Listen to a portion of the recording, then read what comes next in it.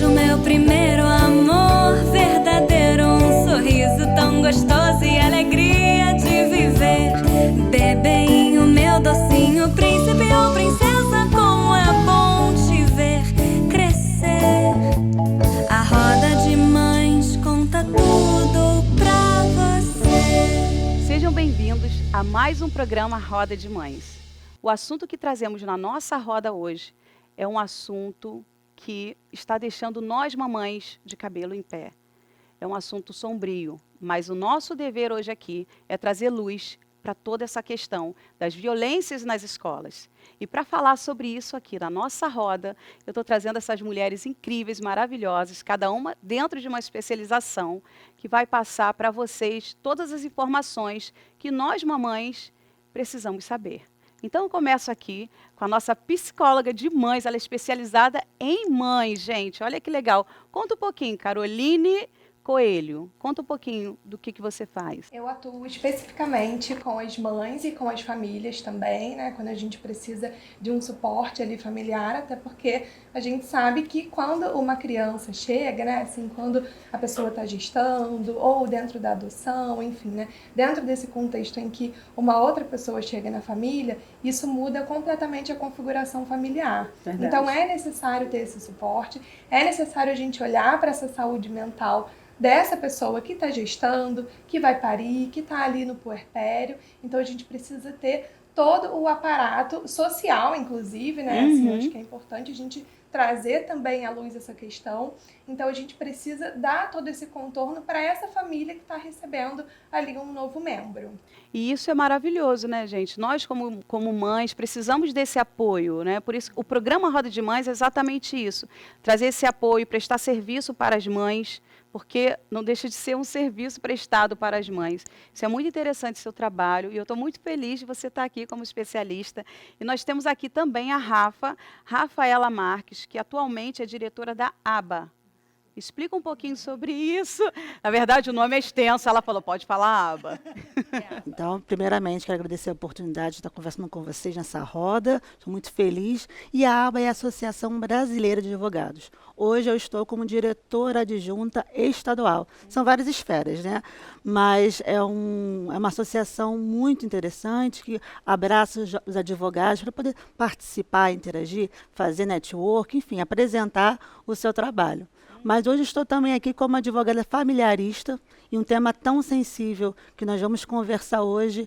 Eu me sinto assim muito segura em estar compartilhando algumas informações para ajudar os pais, as famílias, a relação família-escola, e o que eu puder ajudar, estou aqui à sua disposição. Com certeza que sim, com certeza absoluta, porque, gente, o nosso Roda traz as pessoas certas para levar a informação certa para vocês. A gente está aqui também na roda com a Elza Maria de Mello, professora do município, com a vasta experiência. Ela vai trazer muita coisa legal, né, Elza? Eu espero contribuir, né? Com certeza. Assim, a minha experiência ela é voltada também para a coordenação pedagógica, para a diretora adjunta. Eu já fui responsável de sala de leitura. E há muitos anos, antes mesmo da segurança na escola virar um tema, que hoje é um tema atual, nós já trabalhávamos isso, porque isso é importância, né? Caramba. O acolhimento da criança, como trabalhar essa criança. Desde que ano que começou esse cuidado do Estado? Do município, Do município. Ah, tá. Isso. Uhum. Nós começamos desde... Eu não vou precisar assim, porque vai que eu erre, né? Mas aí entra em 2019, por aí, ou foi talvez antes disso? Antes mesmo. 2019 é a cartilha que o MEC lançou, né? O MEC tá. tem uma cartilha, que são os protocolos para que você possa seguir de segurança. Mas algumas escolas, não tem como você ficar esperando que o governo faça, entendeu? Precisamos todos nós fazermos a nossa parte, entendeu? Interessante. Então, nós iniciamos um projeto de segurança na escola, que tem a questão de sinalização, de trânsito, de você colocar placas em braille, porque isso é necessário, Verdade. Entendeu? Fazer o caminho, você entender que você sobe para um lado e desce por outro lado. Uma série de coisas, porque assim, a escola, ela precisa acolher, entendeu? E o aluno, ele está em formação. Então, acho que a gente nunca pode esquecer isso. A criança é eu vou dizer produto, mas não tem aqui nenhuma desqualificação, entendeu? É um produto em formação. Então, ele não pode ser responsabilizado. Está em fase de aprendizado, Isso, né? de A formação. formação do caráter dele começa ali na escola. E nós vamos conversar aqui com a Kelly. A Kelly já esteve aqui no Roda, já conhece a dinâmica, sabe que aqui a gente joga para a roda, conversa.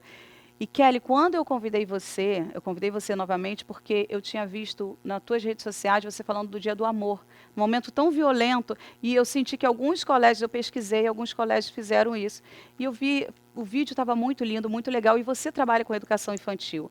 E sabemos que dos últimos acontecimentos muito violentos foi na educação infantil, né?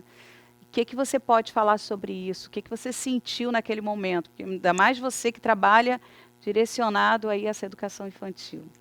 Bom dia, meninas. Então, foi um momento assim de, a princípio, né, pânico. E agora? Como nós vamos Além fazer? de você ser mãe, né? Além você de cuida ser dos mãe. filhos dos outros. Isso, e a minha né? filha... Quem é mãe aqui na roda. E ainda tem a sua filha na escola. Isso, e ela estuda na escola que eu trabalho. Então, assim, a palavra foi pânico. E agora?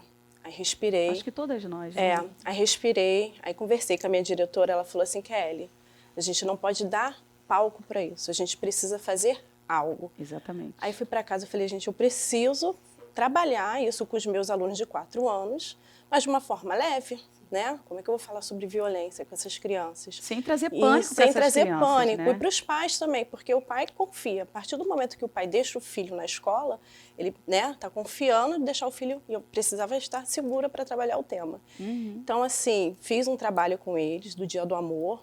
Foi uma mãe que sugeriu. Lindo, sabia? Eu achei lindo, achei lindo. Conta um pouquinho como é que foi. Eu não sei se vocês acompanharam. Eu vi também que fizeram em outras escolas, mas o que você fez lá eu achei muito legal. Eu queria que você falasse um pouco disso. Foi lindo. No dia... Eu acho que outros colégios, né, outros professores podem trazer também isso aí. Isso, foi no dia 20/4, né?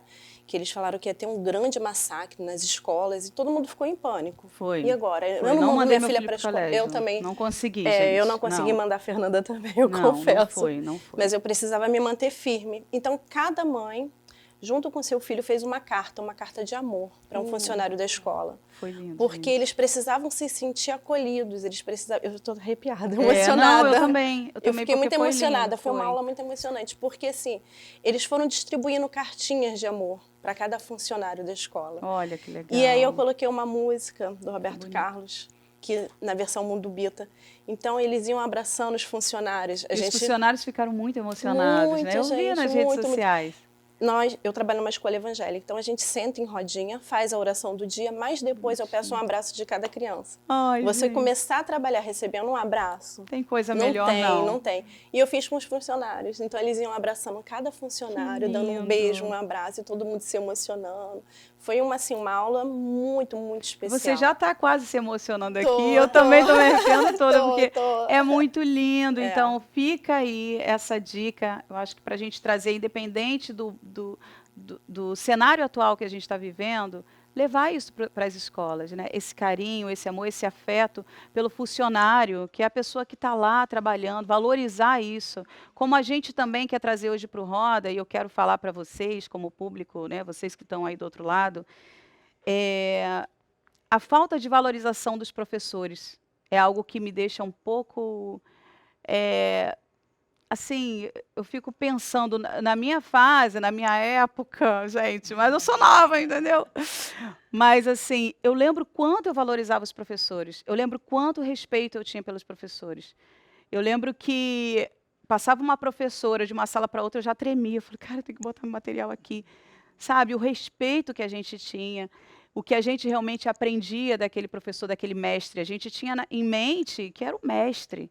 Né? Não só os professores, mas também todos que trabalham no colégio. Então, isso que você fez, fica uma dica maravilhosa para você que está em casa, sugerir para as escolas dos seus filhos, e você que é professor também trazer, porque foi lindo. Então, pode acompanhar o trabalho que essas mulheres fazem. Obrigada por você falar isso. Se você falasse um pouquinho mais, eu ia chorar, gente, porque eu sempre choro nas minhas rodas. Eu já estava quase chorando. Não, fiquei, porque foi muito bonito e eu vi. Obrigada. Enfim, essa coisa de professor mexe muito comigo, porque eu trago isso. E parabéns pelo teu trabalho. Eu sei que você está há muitos anos, ela também já está quase emocionada. E é muito bonito, porque, né, isso. Assim, magistério, né? Eu não vou dizer que às vezes as pessoas falam sacerdócio, não tem nada a ver com isso. Mas é uma profissão de compromisso. Você precisa realmente saber a sua importância, independentemente se o outro vai ou não atribuir importância a isso, entendeu? Exatamente. Você falou da desvalorização do professor, nós estamos passando por um momento de desvalorização do ser humano. Então a gente tem que ter, entendeu, essa leitura do mundo atual, entendeu? O mundo é muito líquido hoje em dia, as coisas são muito efêmeras. Então é importante que nós saibamos isso. E quando você me perguntou a data, eu esqueci, quando eu era coordenadora, já desde 1988, nós começamos o projeto Buscando a Paz, Protegendo a Terra. Que era que você faz isso, que é a questão da parceria, de você reconhecer que em cada unidade escolar você tem o educador, que não está somente na figura do professor. O educador somos todos que estamos na escola e que sabemos a importância, entendeu? A nossa importância na formação da criança, porque a criança está em formação. Sim. Eu acho que isso a gente não pode esquecer nunca. E que a escola é um reflexo dessa sociedade que está tão violenta, tão insegura. Total. E nas pequenas coisas, né? Porque você orientar seu aluno, né? Tem a moça responsável pela limpeza. E aí ela todo dia deixa a salinha limpinha para receber eles. E eu falo todo dia, olha como a nossa sala tá limpa, a tia Maura deixou tudo limpinho. Respeitar o ser humano, é o que ela falou, é a questão... Então, Elza, muito interessante o que vocês estão falando sobre a valorização do ser humano. Porque eu iniciei falando do professor, mas é o que você falou, é do ser humano. E eu acho que por isso que está acontecendo tantas violências. Né? Porque se você não respeita o ser humano, se você não respeita o próximo, né, você gera essa violência. E depois eu quero trazer para a roda uma situação aqui, que eu acabei lembrando agora, minha roteirista não vai brigar comigo, mas vai estar fora do contexto aqui, mas eu quero falar sobre isso. Talvez eu fale sobre isso mais na frente. Mas a questão da violência, normalmente, a violência, essa pessoa ela foi violentada de alguma maneira, né? Então, isso... Quase sempre, né? Exatamente. Então, depois a gente vai trazer isso para a roda. Isso aqui vai estar em algum lugar desse roteiro, com certeza que a gente vai falar sobre isso. E agora eu vou passar para você, Carol, como nós, mães, pais, cuidadores, podemos trazer clareza para os nossos filhos no momento em que nós também estamos inseguros, porque nós, como pais, professores, educadores e de todo esse mundo materno, estamos inseguros. Aí eu estou com mais segurança. Como é que eu vou passar isso para o meu filho? Então, eu queria que você trouxesse isso como dica e vocês depois como professores também, para a gente passar aí para o pessoal de casa. Porque tem a avó, tem a tia, tem esse universo, tem a madrinha que está preocupada, olha, vai levar hoje para o colégio. Enfim, eu sei, minhas irmãs me ligaram, o que você acha, eu levo, não levo? Né? É uma coisa muito complexa. E aí, o que você traz para a gente, para nós cuidadores, como dica dessa insegurança, para a gente ter mais segurança para passar para a criança? Eu acredito que o principal no meio disso tudo é o diálogo. A gente precisa manter um diálogo com os nossos filhos. Até para a gente poder criar esse vínculo com eles e de ter uma troca, de ter uma parceria, de poder também falar sobre os nossos sentimentos, né? Quando a gente deixa de falar sobre os nossos sentimentos, as crianças, elas percebem no ar também, né? Opa, tem alguma coisa aqui acontecendo. Como percebe, e vai captando ali um pouco, né? Então, elas fazem parte também de todo esse contexto, né? Elas não estão fora do mundo, elas não estão fora de toda aquela sociedade. Por mais que nós, pais, assim, a gente às vezes quer tirar eles desse universo, né, de violência. Eu fiquei muito pensativa se eu... depois eu quero saber de você, se você também ficou. Fiquei muito pensativa se eu contava para o Gabriel, que tem 9 anos, que é o meu mais velho, sobre o que aconteceu na creche. Eu fiquei, juro para vocês, fiquei pensativa. Falei, conto? Não conto? Será que ele vai se assustar com isso ou não? E aí vocês que estão aqui como especialistas e mães também, eu quero ouvir um pouco de vocês sobre isso. Se passou isso pela cabeça de vocês. E para eu conversar, na verdade, eu ainda não contei exatamente. Eu não tive coragem. Não sei se eu estou certa, se eu estou errada. Estou falando como mãe, estou sendo bem sincera. Eu não tive coragem de dizer para ele que entrou um cara no colégio e começou a fazer aquela violência absurda, né? Eu como posso tem outros colaborar um casos. pouquinho. Pode. Eu quero saber um pouco Porque de você. assim, a gente percebe que há violência no mundo real e a violência do virtual. Sim. O que a gente tem percebido hoje no contexto desses grupos que justamente fomentaram esse pânico entre os pais exclusivamente em abril, mas é algo que está acontecendo no mundo virtual. até numa plataforma chamada Discord. E não é de agora, né? E não é de Não é de agora. agora. Isso vem de Então, pandemia, eu acho que até aumentou. Fomentou porque as pessoas ficaram presas nas suas casas, de alguma forma se resguardando. Nas Então, telas. a vida virtual foi a válvula de O escape. único meio. Então, muitos jovens, né, adolescentes, se apropriaram de alguns canais, de algumas plataformas. Enfim, antigamente nós não tínhamos acesso nem a telefone, porque era uma coisa caríssima, né? Lá nos anos 80, quem tinha uma linha de telefone Eu não era sou uma coisa... dessa época aí não, gente. Eu sou cringe, assumo. Mas os jovens, as crianças, hoje em dia têm um acesso muito fácil. Então, a partir do momento que ele está com o celular, ele está com o mundo nas mãos. Sim, exato. Então, essa questão do controle, ou a falta de controle, muitos pais não têm ainda a consciência da importância, da seriedade desse aparelho. Porque ali a criança ela pode se beneficiar com coisas positivas, mas pode estar consumindo algumas informações. Sim. Quando você fala assim, conto ou não para o meu filho, mas a gente Qual a tua opinião disso? se a gente Isso for eu quero refletir saber. na verdade, se ele não tem a informação, não precisa causar mais pânico. Não Sim. precisa, porque se a gente for considerar o histórico, pelo menos no Brasil, no Rio de Janeiro, são casos muito pontuais de violência ao ponto que nós temos visto, né, de armamento, mas na nossa realidade é muito pontual. É diferente quando acontece em outros países, que é algo que o armamento corriqueiro, né? é mais, eles têm mais acesso às armas. Então, se a gente for a cada situação de conflito, e eu vejo que as mídias, hoje em dia, estão adotando uma política de não transformar esse agressor no herói. O que seria o anti-herói? Ficar Quem é falando, fulano? né? Onde mora? Onde come? Como vive? Eu E percebi um pouco isso. O que ele mais quer é ser